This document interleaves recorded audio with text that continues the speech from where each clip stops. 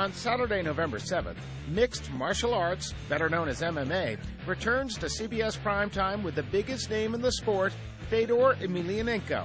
And the best part for sports fans, it's not on pay-per-view, it's on CBS, and the timing couldn't be better. Oh, this is definitely a win-win for CBS and MMA.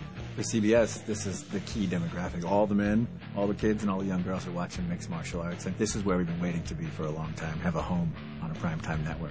Oh, he dropped him with a double leg!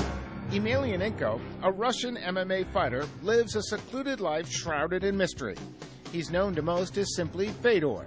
He's not big, not imposing, but with a record of 30-1, he's the world's #1 heavyweight.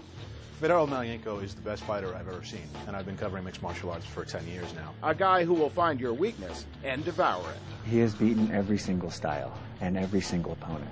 He is the answer to the question, who's the best? To tell the truth, usually what I think, I can see disadvantages or weak points of my opponents, and certainly this is what I try to use during my fights and during my training.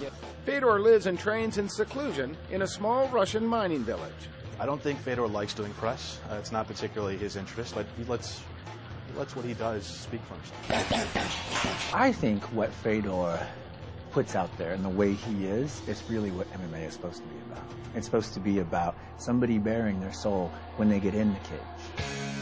Fedor's opponent on November 7th is undefeated heavyweight sensation Brett the Grim Rogers, who earlier this year was changing tires at a Sam's Club in Minnesota. Rogers stands 6 feet 5 inches tall and weighs 265 pounds, and this modern-day Rocky has the shot of a lifetime. Fedor is arguably the top guy in the world, but Rogers is the next top guy in the world. Inside the ring, I love hitting people.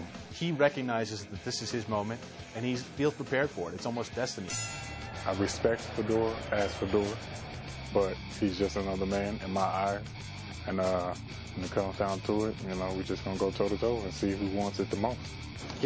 I think that Brett Rogers has very good feeling of the distance. He has great punch, great knockout punch, and he's very strong opponent.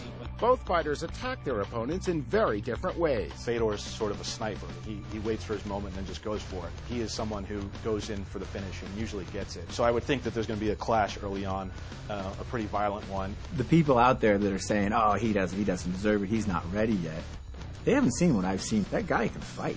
It's a huge fight. I mean, he's technically a guy, to the sport of MMA.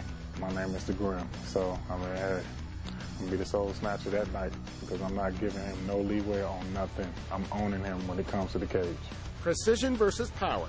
Two very different men, two very different philosophies, only one winner. You're going to see fireworks. Somebody is going down.